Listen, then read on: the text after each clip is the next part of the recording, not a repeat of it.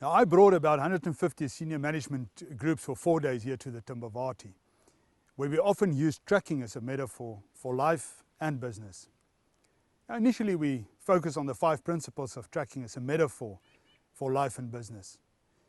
And these principles, when I share it, will stimulate you to start thinking of your own life in the context of business. Now, maybe I should interrupt myself and share with you what I came to believe, and that is that the first and the most fundamental building block of running a great business is to look after yourself first. To take responsibility for the being that you are, physically, emotionally, intellectually, socially, and spiritually. That's the starting point, also of a great team, and then ultimately a great business. In all our on-track advances, we understood this principle. And often, when people go home and they should share the highlight of their experience, it has become something very personal.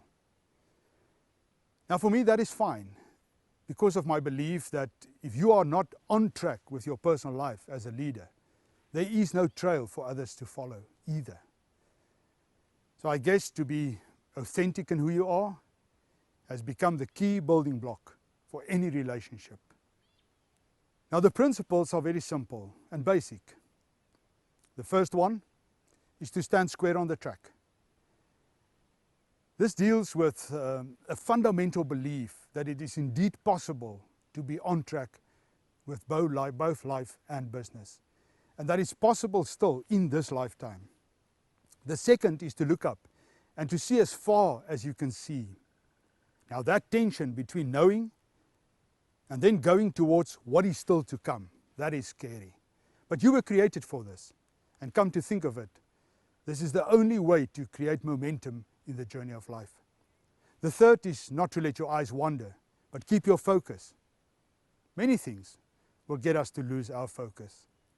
And I can recall from survival in the African wilderness here, that things like guilt and anger and then our fears, they are all getting us to lose focus.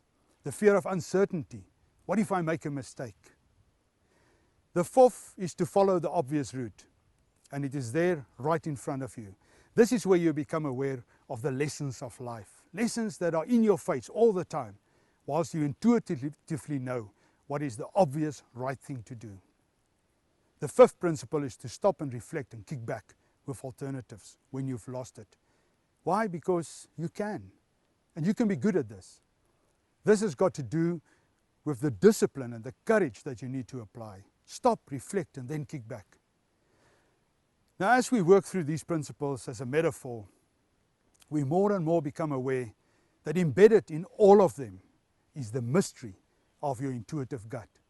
I guess your gut is the culmination of all your life experiences, all your intacit knowledge, the connection with the spiritual intelligence, where you are willing to explore the unknown that is still to come.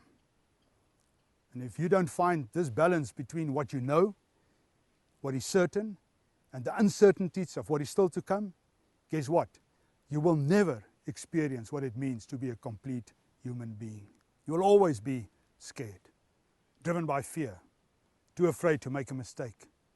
Always wonder and play in the what-if zone or the I should have zone.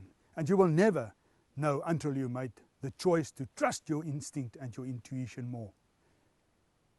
We were created for this tension, this uncertain space.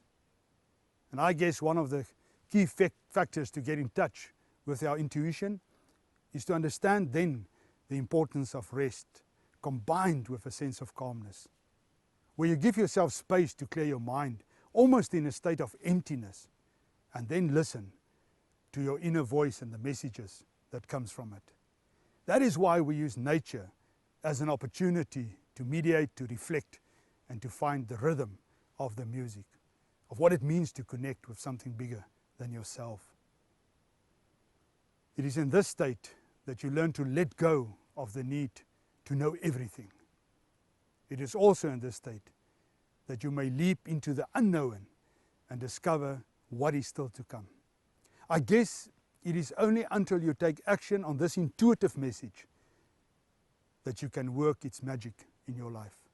as it will lead you in new directions and open a door that you might not have opened otherwise. Never. It has got a lot to do with trusting your inner self. And it is only in the art of tracking, I think, that you can experience all of this into one.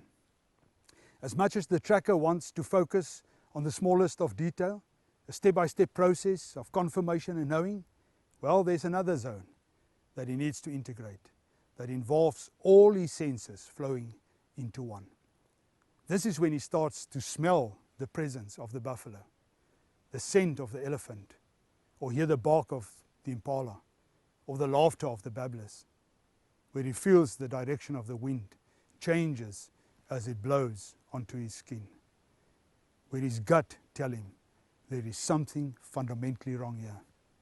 Now this then becomes the master tracker, the one who can integrate all of his senses into one, knowing that most of his success is not only through his ability to analyze, but more so his ability to integrate and to trust what is already there. And for that, you need to clear your mind first. Learn to accept things just for what it is. Be in the moment, be the ultimate human being, one that can take up his space through presence, to be in the moment and integrate the gift of all his senses.